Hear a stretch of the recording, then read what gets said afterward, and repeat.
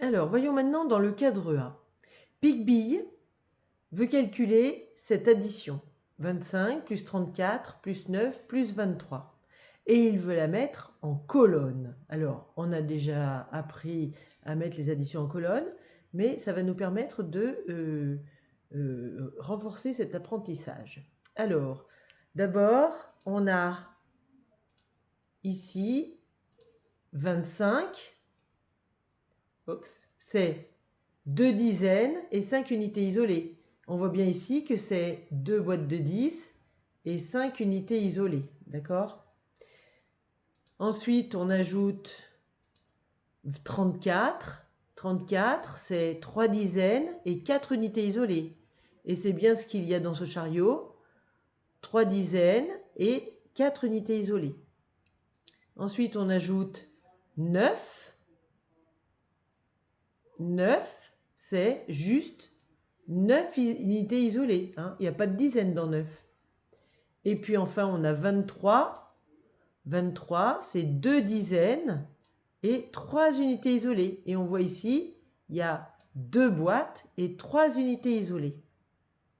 Alors, maintenant qu'on a vu ce que voulait calculer Pigbille, on va regarder comment il a posé son addition, c'est-à-dire comment il a disposé les nombres pour faire son addition en colonne.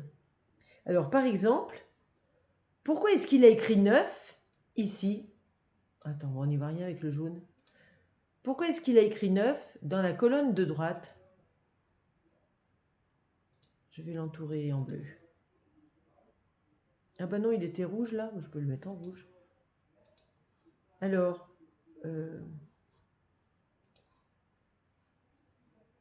ah bah décidément, c'est encore en jaune. Bah pendant ce temps-là, tu as le temps de réfléchir, c'est bien. Alors, pourquoi le 9, il est dans la colonne de droite et pas dans la colonne de gauche? Eh bien parce que dans la colonne de droite, on a écrit les unités et que dans 9, on a dit tout à l'heure, c'est 9 jetons isolés et il y a 0 dizaine, il n'y a pas de dizaine. C'est pour ça que là, il n'y a rien d'écrit, d'accord?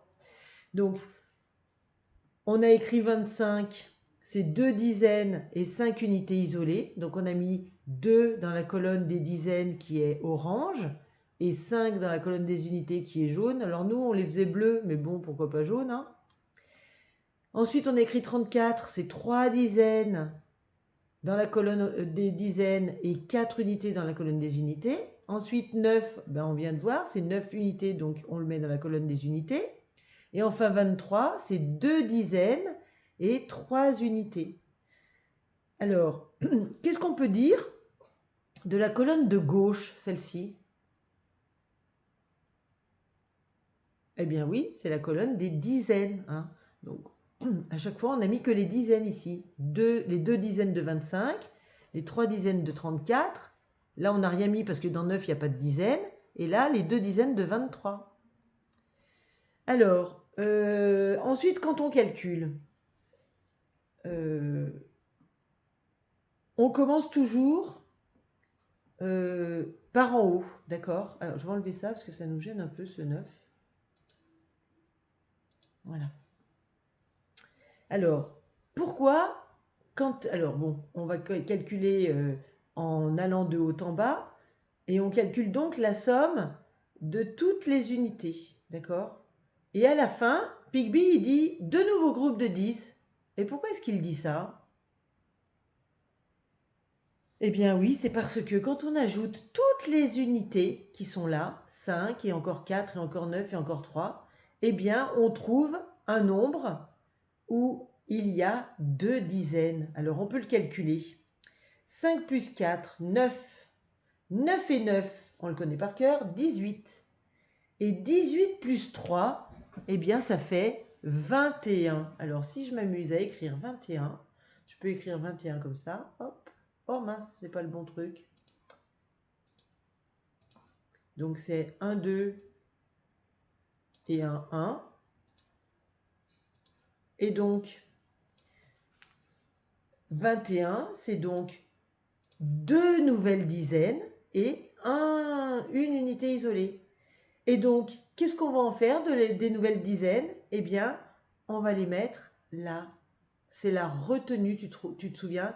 On a dit, je retiens 2 pour pas l'oublier, je le mets là, d'accord? Et puis évidemment, on met l'unité dans la colonne des unités. Et pourquoi est-ce que je pose le 1 ici? Et pourquoi il y a un trait là? Eh bien, c'est parce que comme ça, le trait, il partage la zone où on calcule de la zone où on a le résultat. Hein. Tu te souviens, ce trait, il s'appelle égal. C'est comme si on disait égal. Alors, ensuite, on peut continuer, hein, puisqu'on est là. Maintenant qu'on a calculé les unités, on va calculer les dizaines. 2 plus 2, alors tu vois que je commence bien par en haut et que je n'oublie surtout pas la retenue. 2 plus 2, 4, plus 3, 7, plus 2, 9. Et donc on a 9 dizaines. Alors pourquoi est-ce qu'on n'a pas commencé par la colonne? Pourquoi est-ce qu'on a commencé par la colonne de droite et pas par la colonne de gauche? Pourquoi est-ce qu'on doit toujours commencer par les unités? Eh bien justement parce que quand on additionne les unités, parfois on a des nouvelles dizaines. Et que si on commençait par les dizaines, après avoir calculé les unités, il faudrait changer les dizaines. Donc ça serait un peu compliqué. Hein. Donc voilà comment on fait pour calculer.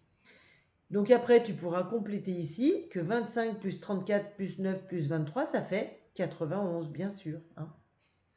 Alors maintenant tu vas faire tout seul le cadre B. Voilà. Donc, les opérations sont déjà posées, alors c'est facile.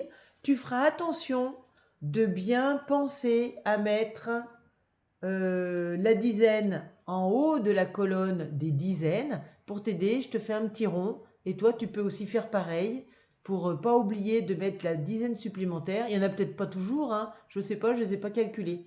Mais s'il y a une dizaine supplémentaire, tu la mets là, d'accord? S'il n'y a pas de dizaine supplémentaire, tu mets rien dans le rond, bien entendu. Hein. Et puis, pour t'amuser, si tu veux, tu pourras vérifier si ces deux additions-là sont justes en écrivant le calcul en ligne. Tu te souviens? En ligne, tu fais 35 plus 27, tu mets 35 plus 20 plus 7, etc. Tu te souviens comment on fait? Ou alors, tu peux même les dessiner comme Pigby pour vérifier. Allez, je te laisse faire et je te retrouve pour la correction. Travaille bien, à tout à l'heure.